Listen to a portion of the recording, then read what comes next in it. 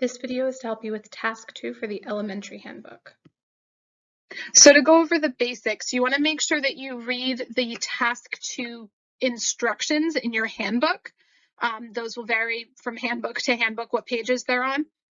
You also want to make sure that you read the specifications chart in your handbook for Task 2, because this tells you what files you need. Task 2 is pretty easy for most people, but you want to make sure that your files stay within the amount of time that you're allowed to have for each clip. You also want to make sure that you print and look at the exemplar for the commentary for Task 2 in your course. You want to make sure that you're looking at the amount of depth and detail that is really required for this. And there are two parts to Task 2. There are the video clips that you're going to choose. For the video clips, your instructor is not allowed to help you choose these. These are EdTPA rules. It is considered cheating, and we are not allowed to help you choose which clips you're going to use. So you want to make sure that you really read the directions carefully for what you're supposed to have in each video clip, and we'll go through that. And then the second part is going to be your commentary. And for this, it's going to be similar to Task 1, where you'll write about your choices that you made and give examples from the video of when it shows that. And there are 5 rubrics for this task as well, so you want to check your handbook to make sure that you are meeting the level 3, level 4, or level 5 criteria for each rubric. Something that you want to make sure that you do right away, if you haven't already done it during Task 1, is you need to obtain permission to record students. You may not, under any circumstances, record a student who does not have their parental permission to be recorded. You need to have at least 4 students for EdTPA to give you back the form, and you should not have on video any student whose parent says no or does not get you the form. So you want to make sure that you get those forms in right away. You'll find the form that we use on your Blackboard course. For these videos, you want to make sure that you adjust the camera angle. If there are any students who did not give you the permission slip so that we don't see them on camera, they can still be in class, but you can't see them or hear them. For your video clips, you'll submit 2 videos. Together, they can be no more than 20 minutes, but they have to be at least 3 minutes. You want to make sure you pay attention to this minimum and maximum, because if you don't, it will be an automatic 1. For the video clips, there are some things that should be included in every video clip and is not specific to one clip or the other. The first of these is that you need to have students using academic language and the academic language function that you mentioned in your lesson plan. So we need to see students actually using this vocabulary, using this language function.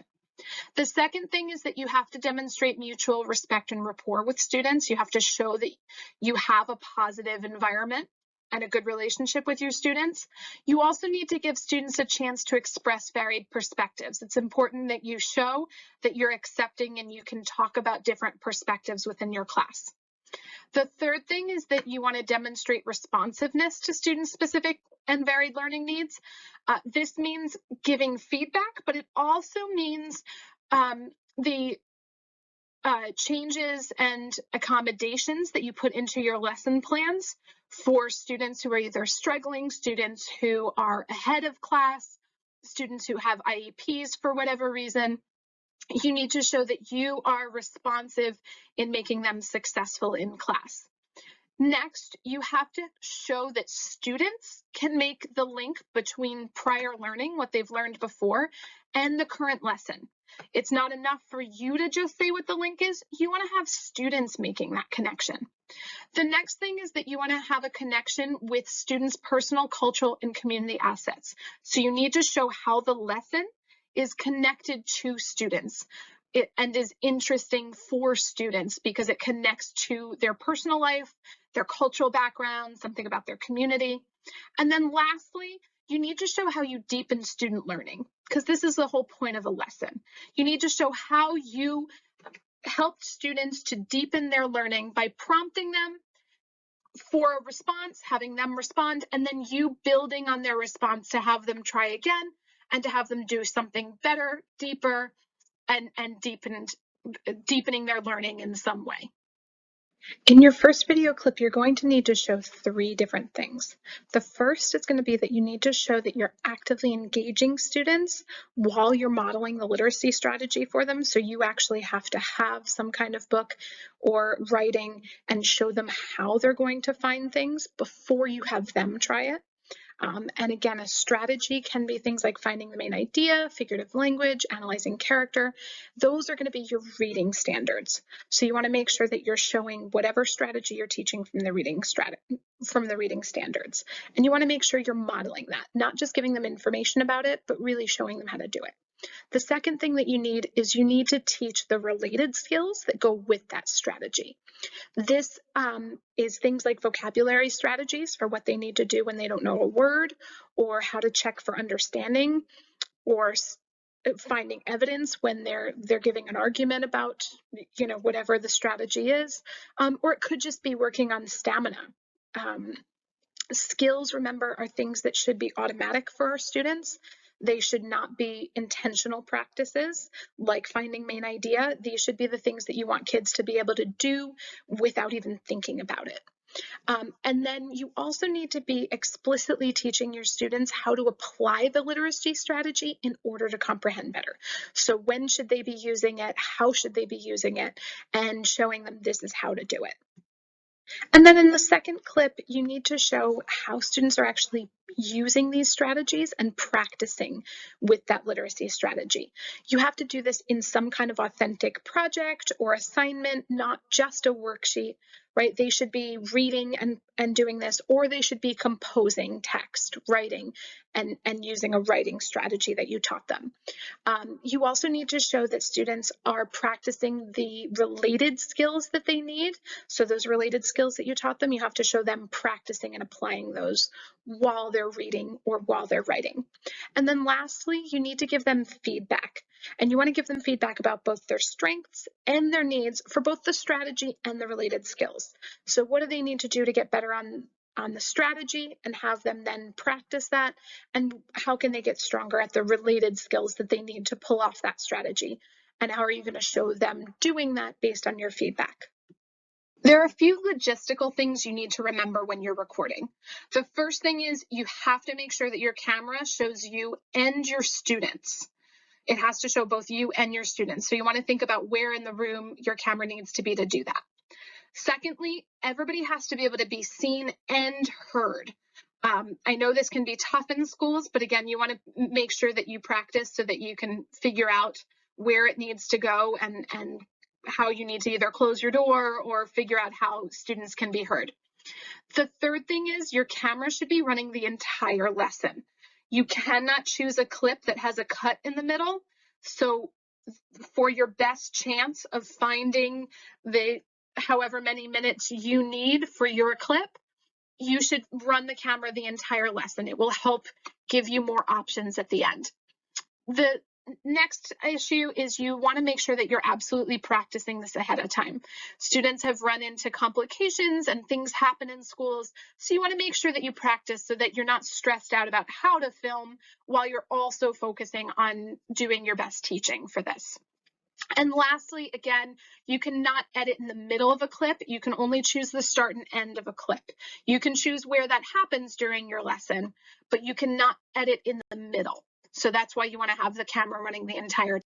When you're choosing the video clips that you want to use for task 2, you should start by printing out your instructional commentary questions while you have the video in front of you and while you're watching it. This will help you know what you're looking for.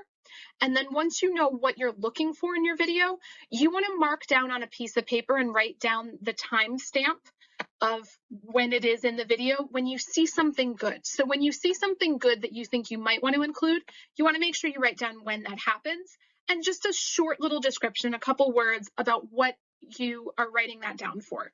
What is good about that particular clip or moment.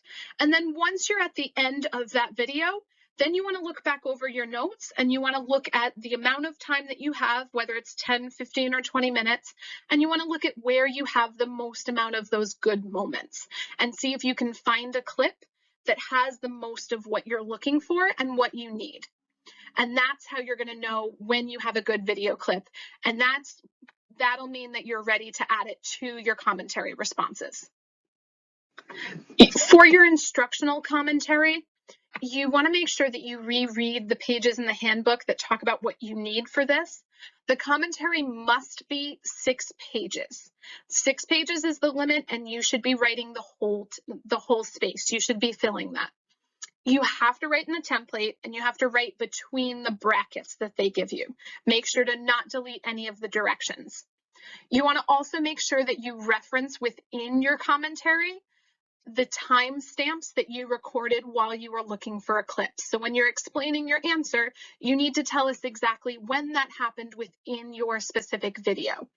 So you want to give time clips pretty often to explain all of your answers. But you also want to make sure that you're explaining your answers and why that fulfills the criteria. And then lastly, you need to have some citations in here. You need to back up your instruction with research. I recommend looking back at the research from previous classes and looking back at previous textbooks. Your citations are going to be at the very end of your commentary. There's not a specific spot for them, just at the very end. And these do not count towards your page total, so you don't have to worry about that. But you want to make sure that you look at question 5B, because that will ask you for citations. You need to have at least 2 of them. And again, they need to be trustworthy and well-established sources.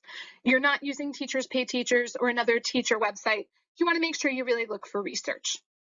Finally, when all of these parts are complete, you want to make sure you just reread the specifications page to make sure you've met all of the criteria that's in your handbook.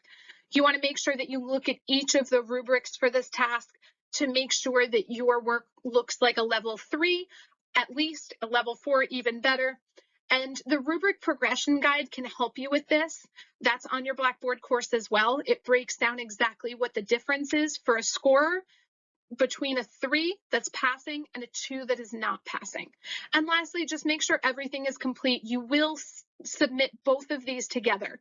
You're going to submit your clips and your commentary together to your professor.